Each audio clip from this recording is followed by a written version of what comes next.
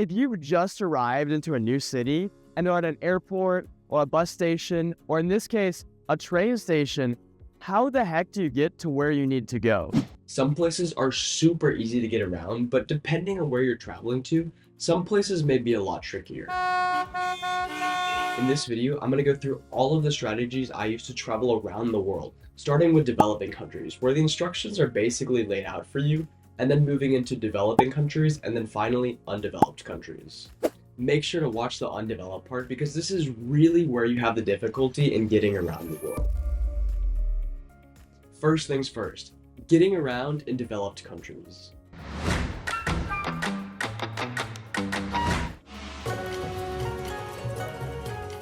Wow, back into the developed world.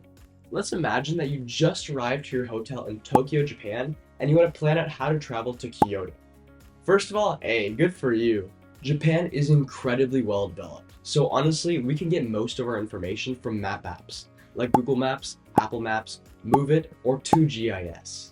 Personally, I prefer Google Maps because I have a huge log of all of the places I've been to and enjoyed, and all the places that I still want to go to. So I can easily just click on a place I want to go to in my personally curated map. These tools are fairly straightforward, and I'm guessing most of y'all already know how to use them, so I'll be brief. Picking a place to go to in Kyoto, Japan, a beautiful shrine, and a random hotel from Tokyo. Wow, travel options are listed right there for us. Super easy to use, and everything is listed right where we need it. Super quick things to note. Sometimes Google Maps will suggest rideshare as part of your transportation options, like in this case here.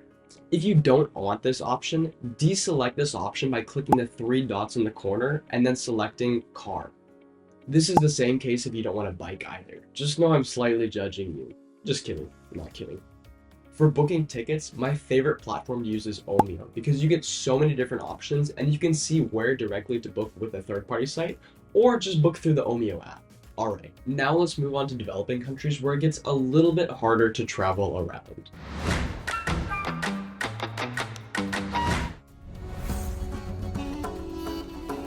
Woohoo! Now you're in Morocco. Right now, I'm in Rabat, and last week I took a trip to Tangier. And if you search how to do this itinerary on Google Maps, well... And with Apple Maps?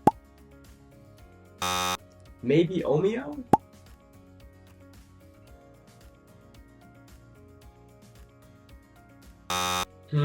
Traveling isn't as easy here, huh?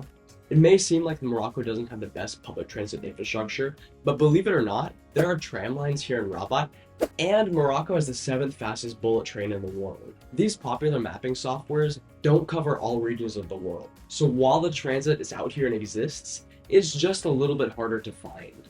Our tool for these countries is Rome to Rio, a website that shows you travel options for places not covered by our developed countries list. Here, plug in your itinerary. Say Rabat to Tangier, and voila, you have options.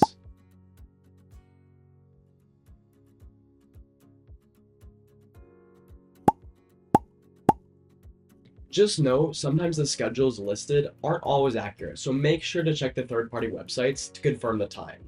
Now, you can ride easily in style on that bullet train. Nice.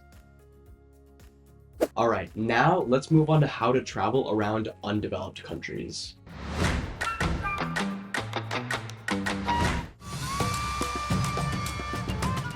Now you're in Senegal.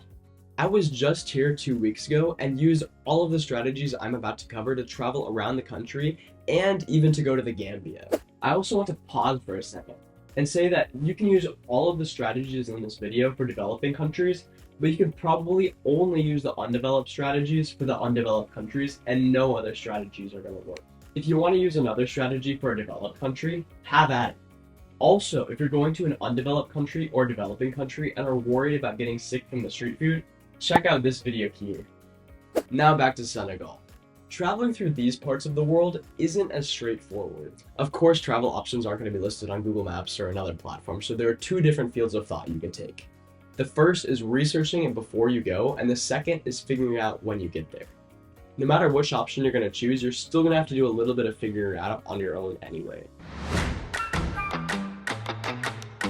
Alright, Alright, so let's sit down, pull open a computer, and try to find some blogs to see how people in the past have traveled around Senegal.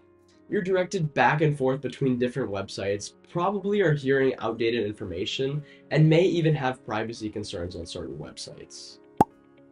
The undeveloped world. So you can get a rough idea that there are bus services between the different cities, people take shared taxis or private transfers around, and there's even a bus rapid transit system in Dakar. That's really the most we can take away from our research online. Everything else comes from our groundwork while being there in the country. Maybe you don't like this solution, but it's the easiest way to get the most up-to-date information about how to travel around in your undeveloped country. When you're in the country, just ask locals how to get around between certain places or how to get to one specific destination that you're looking for. Yes, for sure it's easier to take that private transfer between cities, but come on, you're in a brand new undeveloped country.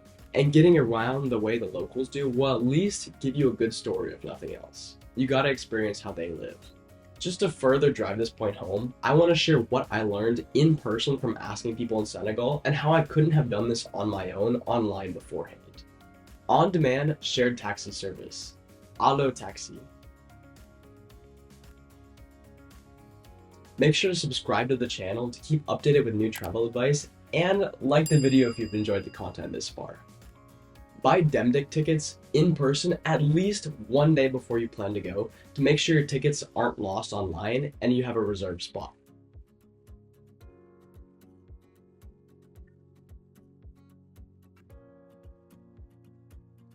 There are actually 2 bus companies you can use to travel between Dakar, Senegal and Banjul, Gambia.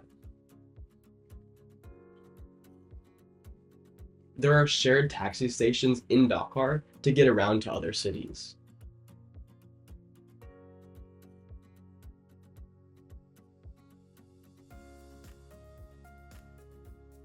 Long story short, it really pays off to do some groundwork ahead of time to figure out exactly how you can get to where you need to go. I hope you enjoyed the video, hope you used the travel advice, and I'll see y'all next time. See ya.